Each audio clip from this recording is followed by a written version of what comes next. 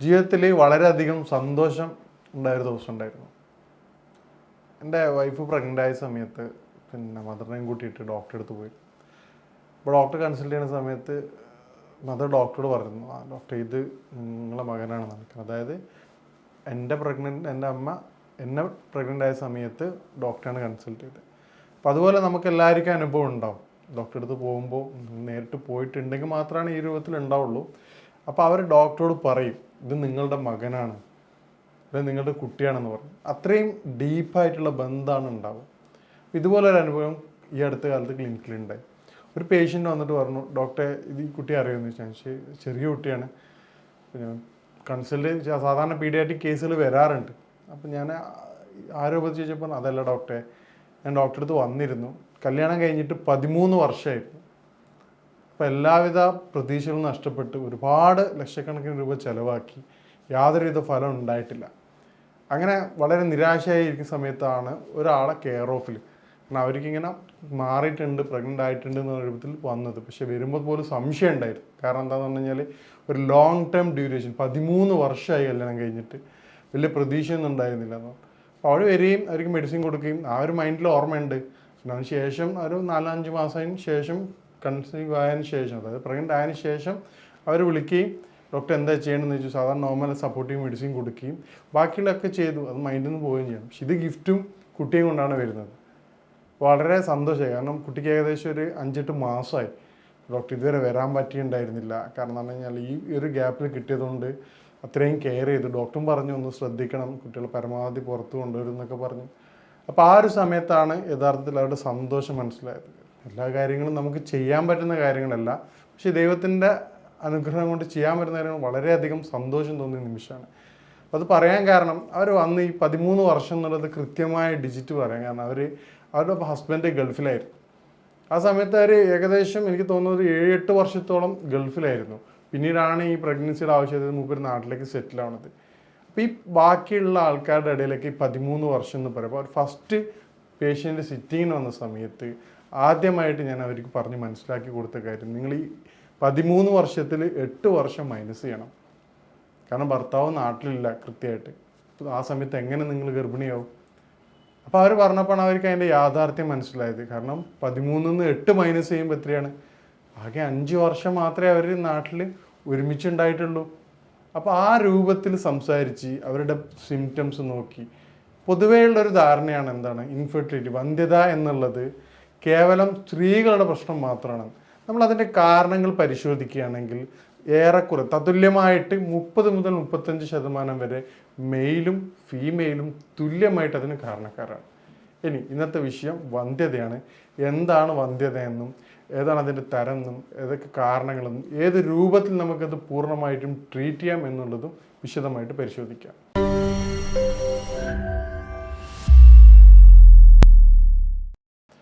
പ്രധാനമായിട്ടും വന്ധ്യത 2 തരത്തിലാണ്, primary and secondary. Secondary എന്ന് പറഞ്ഞു കഴിഞ്ഞാൽ കല്യാണം കഴിഞ്ഞിട്ട് ഒരു ഡെലിവറിക്ക് ശേഷം, ഫസ്റ്റ് ഡെലിവറിക്ക് ശേഷം കുട്ടികളാവാത്ത അവസ്ഥയാണ് നമ്മൾ സെക്കൻഡറി എന്ന് പറയുന്നത്.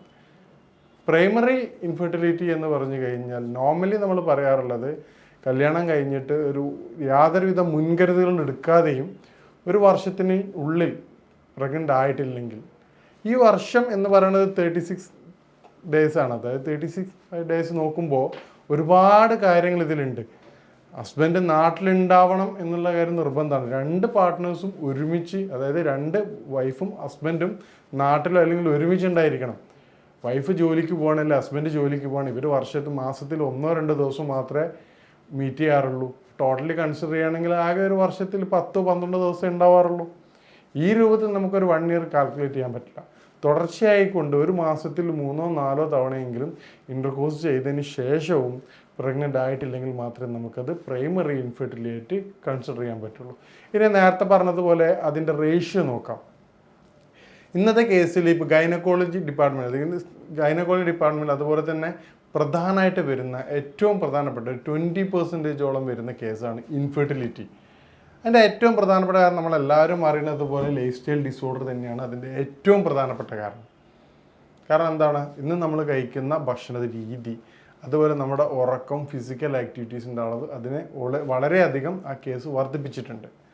രണ്ടാമത്തെ കാര്യം അതിൻ്റെ നേരത്തെ പറഞ്ഞ പോലെ അതിൻ്റെ കാരണങ്ങളൊക്കെ പരിശോധിക്കുകയാണ്. രണ്ടും ഒരുപോലെ, അല്ലെ രണ്ട് പാർട്ട്നേഴ്സും ഒരുപോലെ ഇതിൽ കാരണമാണ്. നമുക്ക് കാരണങ്ങൾ വിശദമായിട്ട് പരിശോധിക്കാം. കാരണം പറയുകയാണെങ്കിൽ 35% മെയിലും ഫീമെയിലിൻ്റെയും സെപ്പറേറ്റ് കോസസ് ആണ്. രണ്ടാളതും വരുന്നത് 10 മുതൽ 15%. പിന്നെ വരുന്നത് 20% അൺനോൺ കോസസ് ആണ്. ഇതാണ് ഇൻഫെർട്ടിലിറ്റിയുടെ കാരണത്തിലേക്ക്. ഇനി കാരണം എന്താണ് നമുക്ക് ഓരോന്ന് പരിശോധിക്കുക. മെയിലിലേക്ക് വരികയാണെങ്കിൽ ഏറ്റവും പ്രധാനം നേരത്തെ പറഞ്ഞതുപോലെ സഡൻഡറി ലൈഫ് സ്റ്റൈലാണ്. സഡൻഡറി ലൈഫ് സ്റ്റൈലിൽ പ്രധാനമായിട്ടും നമ്മൾ ഇതുവരെ പരിശോധിച്ചതിൽ മെയിൽ കോസുകളിൽ ഒരു 60 to 70% കണ്ടത് ബോഡി ഹീറ്റാണ്. നമുക്കെല്ലാവർക്കും അറിയണത് പോലെ പുരുഷ ബീജം പുറത്താണ്, ബോഡിയുടെ പുറത്താണ് കവർ ചെയ്ത് വരുന്നത്. ഇതിന് കാരണം എന്ന് പറഞ്ഞാൽ ബോഡിയുടെ നോർമൽ ടെമ്പറേച്ചർ പോലും അതിൻ്റെ നശിപ്പിക്കുമെന്നുള്ളത് കൊണ്ടാണ്. ബോഡി ഓവറായിട്ട് ഹീറ്റ് ചെയ്യുന്നത്, അതായത് നമ്മൾ ഇൻഫെർട്ടിലിറ്റി വന്നിട്ടുള്ള മെയിൽ കേസുകൾ പരിശോധിക്കുകയാണെങ്കിൽ നേരത്തെ പറഞ്ഞ പോലെ ഒരു 80% ബോഡി നന്നായിട്ട് ഹീറ്റായിരിക്കും. ആ ബോഡി ഹീറ്റാണ് അതിൻ്റെ പ്രൈമറി കോസായിട്ട് നമ്മൾ കൺസിഡർ ചെയ്യുന്നത്. അതിൻ്റെ ഏറ്റവും പ്രധാനപ്പെട്ട കാരണം എന്താണ്? രാത്രിയത്തെ കൃത്യമായിട്ട് ഉറക്കില്ലായ്മ, അതുപോലെ മോർണിംഗ് വളരെ ലേറ്റായിട്ട് എഴുന്നേൽക്കുക. മോർണിംഗ് ലേറ്റായിട്ട് എഴുന്നേൽക്കുന്നതോടുകൂടി നോർമലി ബ്രേക്ക്ഫാസ്റ്റ് സ്കിപ്പ് ചെയ്യും. പിന്നീട് അതെന്ത് ചെയ്യും? ആസിഡ് പെപ്റ്റിക് ഡിസോർഡർ, ആസിഡിറ്റി, അതുപോലെ ദഹന സംബന്ധമായ പ്രയാസങ്ങൾ ക്രിയേറ്റ് ചെയ്യും. ഫുഡ് ഫുള്ളി ഡിസോർഡർ ആവും. വൈകിട്ട് വരുമ്പോൾ എന്താവും? ജങ്ക് ഫുഡോ കാര്യങ്ങൾ കഴിക്കുകയും ചെയ്യും. അപ്പോൾ ടോട്ടലി ലൈഫ് തന്നെ എന്തായിരിക്കും? ഡിസോർഡർ ആയിട്ടാണ് പോവുക. ഇതാണ് ഏറ്റവും പ്രധാനപ്പെട്ട കാരണം. രണ്ടാമത്തെ കാരണം വളരെ വൈകിട്ട് കല്യാണം കഴിക്കുന്നത്. ഇത് ബീജങ്ങളുടെ ക്വാളിറ്റിയെ വളരെയധികം കണ്ടുവരാറുണ്ട്. പിന്നെയുള്ളത് ഒരു 10 to 50% ഫാമിലി ഹിസ്റ്ററി. ചില ഫാമിലി ഹിസ്റ്ററിയിൽ എന്തായിരിക്കും? ഒരു വളരെ വൈകിക്കൊണ്ടുള്ള കുട്ടികൾ, അതൊരു 5 to 6 years കഴിഞ്ഞിട്ട് നോർമൽ കൺസീവ് ആവുന്ന ടൈപ്പ് ഉണ്ട്. പിന്നീട് ചിലത് വളരെ റെയറായിക്കൊണ്ടായിട്ടാണ് ഈ പറഞ്ഞ പോലുള്ളത് ക്രോണിക് ആയിട്ട് കണ്ടുവരാറുള്ളത്. പിന്നീടുള്ള ഏറ്റവും പ്രധാനപ്പെട്ട ഫിസിക്കൽ ആക്ടിവിറ്റീസിൻ്റെ കുറവ്. നോർമലി ഇന്നത്തെ ലൈഫ് സ്റ്റൈൽ അനുസരിച്ച് ഫിസിക്കൽ ആക്ടിവിറ്റി, ഇന്ന് ഓഫീസ് വർക്കാണ്, ഒരു 80% ആൾക്കാർക്ക് എന്താണ് വ്യത്യസ്ത തരത്തിലായിക്കൊണ്ട് നമ്മളിപ്പോൾ വൈറ്റ് കോളർ ജോബ് ഇഷ്ടപ്പെടുന്നതുകൊണ്ട് തന്നെ എല്ലാവരും ഓഫീസ് വർക്കുകളാണ് പൊതുവേ കണ്ടുവരാറുള്ളത്. പിന്നീട് നമ്മളെ ബാക്കിയുള്ള സൗകര്യങ്ങൾക്ക്, ഗതാഗത സൗകര്യങ്ങൾക്ക് വളരെ മികച്ചതാണ്. ഈവൻ കാറ് പോകാത്ത സ്ഥലങ്ങളിൽ ബൈക്ക് ഉപയോഗിച്ചാൽ നമ്മൾ നടത്തം എന്നുള്ളത് ജീവിതത്തിൽ നിന്ന് ഒഴിവാക്കപ്പെട്ടിട്ടുണ്ട്. അതുകൊണ്ടാണ് ബാക്കിയുള്ള എല്ലാ ലൈഫ് സ്റ്റൈൽ ഡിസോർഡേഴ്സും നമുക്ക് എന്ത് വന്നിട്ടുള്ളത് ഇപ്പോൾ ഈ അടുത്തായിട്ട് കൂടുതലായിട്ട് വന്നുകൊണ്ടിരിക്കുന്നത്. അപ്പം ഇത് ദിവസവും പുരുഷൻ നിർബന്ധമായിട്ടും ഒരു 1 hour ഫിസിക്കൽ ആക്ടിവിറ്റീസ് നിർബന്ധമായിട്ട് ചെയ്യേണ്ടതാണ്. പിന്നീടുള്ള വരുന്ന ഏറ്റവും പ്രധാനപ്പെട്ടതാണ് സ്മോക്കിംഗ്. സ്മോക്കിങ്ങിൻ്റെ റേഷ്യോ പറഞ്ഞ് 10 to 50% ആണ്. ഇത് ബീജങ്ങൾക്ക് വളരെ പെട്ടെന്ന് തന്നെ കേടുവരുത്തുന്നതാണ്. ഇതാണ് പുരുഷന്മാരെ സംബന്ധിച്ചിടത്തോളം ഏറ്റവും പ്രധാനമായിട്ടുള്ള കാരണങ്ങളെന്ന് പറയുന്നത്. ഇതോടൊപ്പം തന്നെ തുടർച്ചയായിക്കൊണ്ടിരിക്കുന്ന മൂത്രത്തിലെ ഇൻഫെക്ഷൻ, യൂറിനറി ട്രാക്ട് ഇൻഫെക്ഷനും ഇതിൻ്റെ കാരണമാണ്. ഇതോടൊപ്പം തന്നെ നമ്മൾ പറയുന്ന എന്നാൽ ഡയറക്റ്റ് ഇൻവോൾവ്മെൻ്റ് ഇല്ലാത്ത ഒരു കാര്യമാണ് പ്രീമച്വർ ഇജാക്കുലേഷൻ. പ്രീമച്വർ ഇജാക്കുലേഷൻ ഇതിലേക്ക് പെട്ടെന്ന് ഡയറക്റ്റായിട്ട് ഇൻവോൾവ് ആവണില്ല. അതിൻ്റെ കാരണം ഈ പ്രീമച്വർ ഇജാക്കുലേഷൻ സംഭവിക്കുന്നതോടുകൂടി തന്നെ പാർട്ട്ണറെ സാറ്റിസ്ഫൈ ചെയ്യാൻ പറ്റാത്തത് വളരെയധികം, അതായത് സൈക്കോളജി ആങ്സൈറ്റി വന്നിട്ട് പിന്നീട് അത് നല്ല ഗുരുതരമായ പ്രശ്നത്തിലേക്ക് പോകാറുണ്ട്. അപ്പോൾ ഇതിനോടൊപ്പം തന്നെ പ്രീമച്വർ ഇജാക്കുലേഷൻ കൂടി കൺസിഡർ ചെയ്യുകയാണെങ്കിൽ അത് വളരെ എളുപ്പം തന്നെ കൺസീവ് ചെയ്യാൻ സഹായിക്കുന്നതാണ്. ഇനി നമ്മൾ സ്ത്രീകളിലേക്ക് കാരണങ്ങളിൽ പോവുകയാണെങ്കിൽ ഇന്ന് നോർമലി ഏറ്റവും പ്രധാനപ്പെട്ട വിഷയം നമുക്ക് എല്ലാവർക്കും അറിയുന്നത് പോലെ തന്നെ ഹോർമോണൽ ഇംബാലൻസ് ആണ്. ഹോർമോൺ ഇംബാലൻസ് ഇതിൽ എല്ലാവർക്കും അറിയാം. കൃത്യമായ മെൻസ്ട്രൽ സൈക്കിൾ വരുന്നത് മുതൽ പ്രഗ്നൻസി എന്ന് പറഞ്ഞാൽ ഒരു കോംപ്ലിക്കേറ്റഡ് സ്റ്റേജാണ്. ബാക്കിയുള്ള എല്ലാ ആൾക്കാർക്കും അറിയാതെ നോർമലായിട്ട് നടന്നു പോകുന്നു എന്ന് മാത്രമേ ഉള്ളൂ. പ്രഗ്നൻസി വരുന്നത് ശരീരത്തിൻ്റെ എല്ലാവിധ ഹോർമോൺ സംവിധാനങ്ങളും വ്യത്യസ്തമായ രൂപത്തിൽ റീഅറേഞ്ച് ചെയ്തിട്ടാണ് പ്രഗ്നൻസി എന്നുള്ളത് ഡെലിവറി വരെ എത്തിക്കുന്നത്. നമ്മൾ വിശദമായിട്ട് സ്റ്റെപ്പ് ബൈ സ്റ്റെപ്പായിട്ട് പഠിച്ചു കഴിഞ്ഞാൽ നമുക്ക് മനസ്സിലാവും. നോർമലായിട്ടുള്ള സമയത്ത് പ്രൊഡ്യൂസ് ചെയ്യുന്ന ഹോർമോൺ പ്രഗ്നൻസി സമയത്ത് പ്രൊഡ്യൂസ് ചെയ്ത് കഴിഞ്ഞാൽ അതിനു മുമ്പ് അബോർഷൻ സംഭവിക്കും. അപ്പോൾ അതിൽ വിശദമായിട്ട് പോകണില്ല. അപ്പോൾ ഈ പറഞ്ഞ വ്യത്യസ്ത ഹോർമോണുകളുടെ ഇംബാലൻസ് പ്രഗ്നൻസിയെ വളരെയധികം കാണാറുണ്ട്. PCOD, PCOS. അപ്പോൾ അതിന് നമ്മൾ ചെയ്യേണ്ട ഏറ്റവും പ്രധാനപ്പെട്ട കാര്യം ഫിസിക്കൽ ആക്ടിവിറ്റീസ് തന്നെയാണ്. നിർബന്ധമായിട്ടും ഒരു ദിവസം 1 hour ഈ നേരത്തെ പറഞ്ഞതുപോലെ ഈ ഇൻഫെർട്ടിലിറ്റി ഉണ്ടെങ്കിൽ മെയിലും ഫീമെയിലും ഒരുമിച്ചാണെങ്കിൽ അവർ ഒരുമിച്ച് ചേർന്ന് പുറത്ത് ജോഗിങ്ങോ സൈക്ലിങ്ങോ അല്ലെങ്കിൽ ഈ പറഞ്ഞ ജിം എന്തെങ്കിലും ചെയ്യുകയാണെങ്കിൽ വളരെ എഫക്റ്റീവായിട്ട് കണ്ടുവരാറുണ്ട്. പിന്നീടുള്ള ഏറ്റവും പ്രധാനപ്പെട്ട കാരണമാണ് സെയിലാൻ ന്യൂറം, അതായത് വൈറ്റ് ഡിസ്ചാർജ്. ഇത് വൈറ്റ് ഡിസ്ചാർജിൻ്റെ നമ്മൾ കൃത്യമായിട്ട് പറയാൻ കാരണം വൈറ്റ് ഡിസ്ചാർജ് നോർമലി ഒരു ഡിസീസായിട്ട് കൺസിഡർ ചെയ്യാറില്ല. വൈറ്റ് ഡിസ്ചാർജിൻ്റെ കളറും അതിൻ്റെ ബാക്കിയുള്ള അസോസിയേറ്റ് സിംറ്റംസ് വെച്ചിട്ടാണ് നമ്മൾ എന്ത് ചെയ്യണത്, വൈറ്റ് ഡിസ്ചാർജ് ബോഡിക്ക് ബുദ്ധിമുട്ടുണ്ടാക്കണോ ഇല്ലയോ എന്നുള്ളത് ശ്രദ്ധിക്കുന്നത്. കാരണം നോർമൽ വൈറ്റ് ഡിസ്ചാർജ് വജൈനയുടെ pH നിലനിർത്താൻ വളരെ അത്യാവശ്യമാണ്. അപ്പോൾ എന്താണ് അബ്നോർമൽ വൈറ്റ് ഡിസ്ചാർജ് എന്നുള്ളത് നമ്മൾ നിർബന്ധമായിട്ടും അറിയേണ്ടതാണ്. വൈറ്റ് ഡിസ്ചാർജ് ഉള്ളവർക്ക് എന്താ സംഭവിക്കുന്നത്, അവരുടെ ബോഡി ടോട്ടലി വീക്കായിരിക്കും. അവർ HB ഏത് സമയത്തും കുറവായിരിക്കും. ഹീമോഗ്ലോബിൻ്റെ അളവ് നമ്മൾ നോക്കുകയാണെങ്കിൽ നോർമൽ ആണെങ്കിലും ഒരാഴ്ചയിൽ 1-2 പ്രാവശ്യം തന്നെ അവരെന്ത് ചെയ്യും, തലകറങ്ങി വീഴാറുണ്ട്. ബോഡി ജനറലി നല്ല വീക്കായിരിക്കും. തടിച്ച ആൾക്കാരാണെങ്കിൽ അറിയാതെ ശരീരം വലിഞ്ഞു വരും. അപ്പോൾ ഈ തരത്തിൽ ബോഡി വീക്കായ ഒരു സമയത്ത് പ്രഗ്നൻസി ചിലപ്പോൾ പ്രഗ്നൻ്റ് ആവുകയും അല്ലെങ്കിൽ പ്രഗ്നൻ്റ് ആവാത്ത അവസ്ഥയും കൂടുതലായിട്ട് കണ്ടുവരിക. ഇൻ കേസ് പ്രഗ്നൻ്റ് ആയാൽ തന്നെ ചില പേഷ്യൻസ് പറയാറുണ്ട്, ഡോക്ടർ ഞാൻ പ്രഗ്നൻ്റ് ആയിരുന്നു, 1-2 മാസം കഴിയുമ്പോൾ തന്നെ അത് അബോർഷൻ സംഭവിക്കുകയാണെന്ന് പറയും. അപ്പം എന്താണ്, അവർക്ക് തന്നെ നിലനിൽക്കാനുള്ള ഹെൽത്ത് അവരുടെ ബോഡിയിലില്ല. പിന്നെ കൺസീവ് ചെയ്യുമ്പോൾ എന്താ അവസ്ഥ, പിന്നെ ഡോക്ടർ പറയും ചില കേസുകളൊക്കെ ഡോക്ടർ പറയും ഇതിന് വളർച്ചയില്ല, ഇപ്പോൾ പ്രശ്നമാണ്. അപ്പോൾ നോർമലി തന്നെ അബോർഷൻ ചെയ്യാതെ പോലെ തന്നെ അത് എന്ത് ചെയ്യാണ്, അത് ഒഴിവായി പോവാണ്. അപ്പം ഇതാണ് ഫീമെയിൽ കണ്ടുവരുന്ന രണ്ടാമത്തെ പ്രധാനപ്പെട്ട കാരണം. ഇനി ഇതിന് പുറമെ ഞാൻ നേരത്തെ പറഞ്ഞതുപോലെ നമ്മുടെ ഇൻഫെർട്ടിലിറ്റിയുടെ ട്രീറ്റ്മെൻറ്റിൻ്റെ ഏറ്റവും പ്രധാനപ്പെട്ട ഭാഗമാണ് കൗൺസിലിംഗ്. കാരണം എന്ന് പറഞ്ഞു കഴിഞ്ഞാൽ ഇന്നത്തെ നമുക്ക് എല്ലാവർക്കും അറിയാം, മലയാളിയുടെ പ്രശ്നം എന്ന് പറഞ്ഞു കഴിഞ്ഞാൽ അവർ സ്വന്തം കാര്യം കുറ്റമുണ്ടെങ്കിൽ പോലും അവർ മറ്റുള്ളവരിലേക്ക് കൂടുതലായിട്ട് ഇറങ്ങി നോക്കാൻ ശ്രദ്ധിക്കുക. അപ്പോൾ അവരുടെ മെയിൻ അജണ്ട എന്തായിരിക്കും, എന്താണ് നമ്മളെ വിശേഷമായിട്ടില്ലേ, മോനെ എന്താണ് ആവാത്തത്. അപ്പോൾ അത് 1-2 വർഷമൊക്കെ എന്ത് ചെയ്യാൻ പറ്റും, കുഴപ്പമില്ലാതെ പോകും. 2 വർഷം കഴിയുമ്പോൾ അവരുടെ ചോദ്യങ്ങൾ നിൽക്കുമെങ്കിലും അവരുടെ നോട്ടങ്ങളും കാര്യങ്ങളും കൊണ്ട് തുടർച്ചയായിക്കൊണ്ട് ഇവർക്ക് കൂടുതൽ പ്രഷർ ക്രിയേറ്റ് ചെയ്യും. അതിപ്പം ചില പേഷ്യൻസ് പറയാറുണ്ട്, ഡോക്ടർ ആവുന്നതല്ല പ്രശ്നം, കാരണം ഇവരുടെ ചോദ്യങ്ങളും കാര്യങ്ങളും ഭയങ്കര സങ്കടകരമാണ്. ചില ഫംഗ്ഷനുകൾ ഞങ്ങൾ പോകാറില്ല എന്ന് പറയും.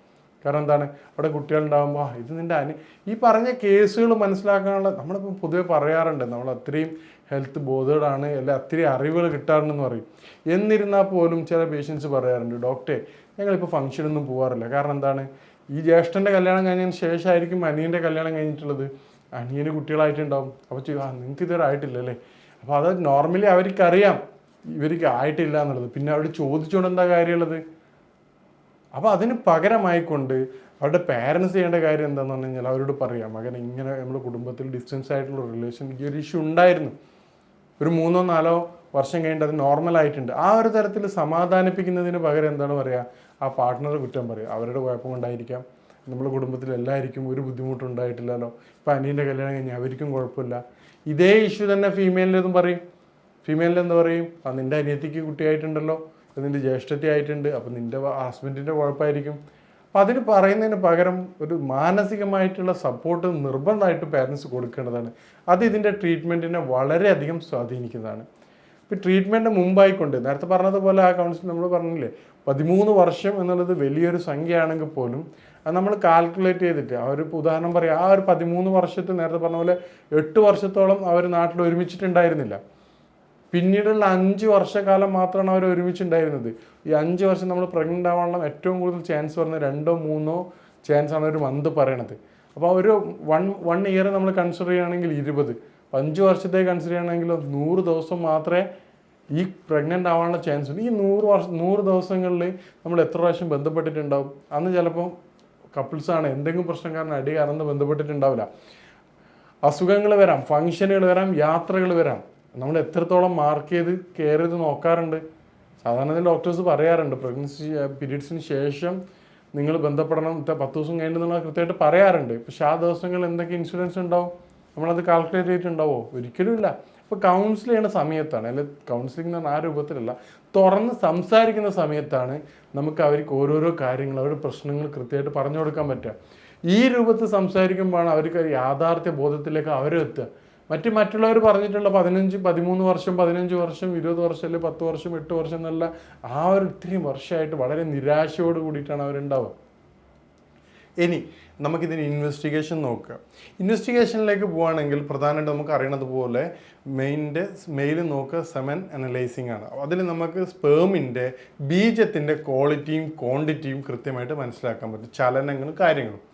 ചില കേസുകളൊക്കെ നമുക്ക് ഡെഡായിട്ടുള്ളതും അല്ലെങ്കിൽ അതിൻ്റെ ചലനങ്ങൾ കുറവായിട്ടുള്ള കേസുകളൊക്കെ നമുക്ക് 2 മാസം കൊണ്ട് തന്നെ മെഡിസിൻ കഴിക്കുമ്പോൾ തന്നെ വളരെ ഇമ്പ്രൂവ് ആയിട്ടുള്ളത് കാണാൻ പറ്റും. അപ്പോൾ അതുപോലെ തന്നെ റിക്കറൻ്റ് ആയിട്ടുള്ള യൂറിനറി ട്രാക്ക് ഇൻഫെക്ഷൻ ഉണ്ടെങ്കിൽ ഫർദർ നമുക്ക് വേറെ എക്സാമിനേഷൻ കൂടി ചെയ്യേണ്ടതാണ്. നോർമലി നമ്മൾ ഫസ്റ്റ് കൺസിഡറേഷൻ കൊടുക്കാറുള്ളത് സെമൻ അനലൈസിങ്ങിലാണ്. അതേ സ്ഥാനത്ത് ഫീമെയിലേക്ക് പോവുകയാണെങ്കിൽ നമ്മൾ നോക്കുക തൈറോയ്ഡാണ്. തൈറോയ്ഡ് വളരെയധികം ഇമ്പോർട്ടൻ്റ് ഉള്ള, നേരത്തെ പറഞ്ഞ ഹോർമോണുകളിലെ ഏറ്റവും പ്രധാനപ്പെട്ട ഒരു ഹോർമോണാണ്. കാരണം അത് കംപ്ലീറ്റ് ആക്ടിവിറ്റീസ് ബോഡി നിയന്ത്രിക്കുന്ന രൂപത്തിലാണ് തൈറോയിഡിൻ്റെ ഉള്ളത്. നമ്മൾ സൈൻ ആൻഡ് സിംറ്റംസ് നോക്കുകയാണെങ്കിൽ തന്നെ കൃത്യമായിട്ട് മനസ്സിലാവും. ഒരുപാട് കാര്യങ്ങൾ നമ്മൾ ചെക്ക് ചെയ്യുകയാണെങ്കിൽ ചിലപ്പോൾ ഓൾമോസ്റ്റ് 80% സിംറ്റംസ് അതിൽ പ്രസൻ്റ് ആയിരിക്കും. പിന്നീട് നേരത്തെ പറഞ്ഞതുപോലെ USG എടുക്കും. USGയിലാണ് ആ ഫൈബ്രോയിഡോ മറ്റു പറയുന്ന കാര്യങ്ങളുണ്ടോ എന്നുള്ളത് കൃത്യമായിട്ട് മനസ്സിലാവുക. PCOD എത്ര അതിൻ്റെ ബുദ്ധിമുട്ടും കാര്യങ്ങളും കൃത്യമായിട്ട് മനസ്സിലാവും. ഈ പറഞ്ഞ ടെസ്റ്റുകളോട് തന്നെ നമുക്ക് ഒരുവിധം റീസൺ അനലൈസ് ചെയ്യാൻ പറ്റും. ഇത് ഓരോ വ്യക്തികൾക്കും വ്യത്യസ്തമായിരിക്കും. ചില പേഷ്യൻസിനെ സംബന്ധിച്ചിടത്തോളം അവർക്ക് ഇത്രയും ബുദ്ധിമുട്ടുകൾ ഉണ്ടാവാറില്ല.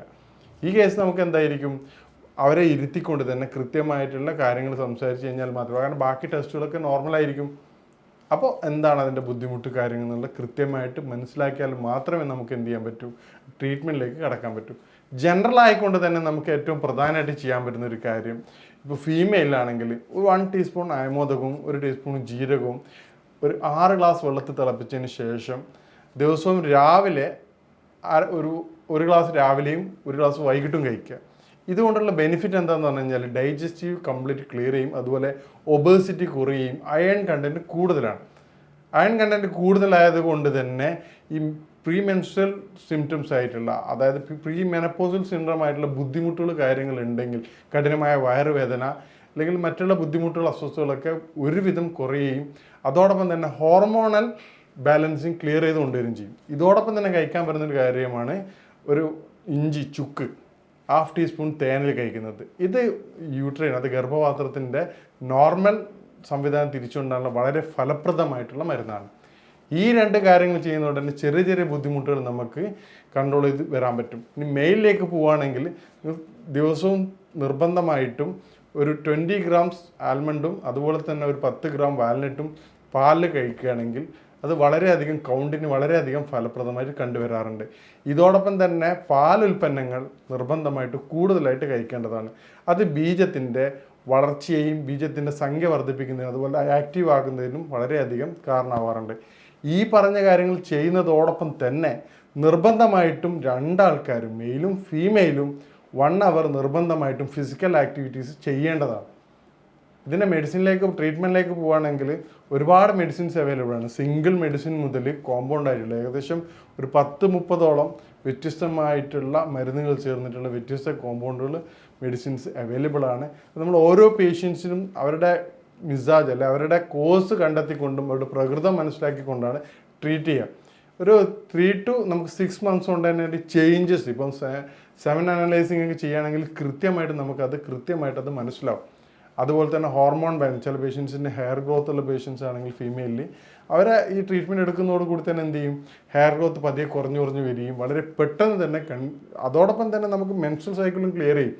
ചില പേഷ്യൻസ് പറയും, ഡോക്ടർ എനിക്ക് 3 months കഴിഞ്ഞിട്ടാണ് പീരീഡ്സ് ആവാറുള്ളത്, അല്ലെങ്കിൽ 6 months കഴിഞ്ഞിട്ടാണ് ആവാറുള്ളത്. ഇപ്പം റെഗുലറായത് പീരീഡ്സ് കൃത്യമായിട്ട് ആയിട്ടില്ലെങ്കിൽ എന്ത് ചെയ്യും, ഇൻഫെർട്ടിലിറ്റിയുടെ പ്രധാനപ്പെട്ട കാരണമാണ്.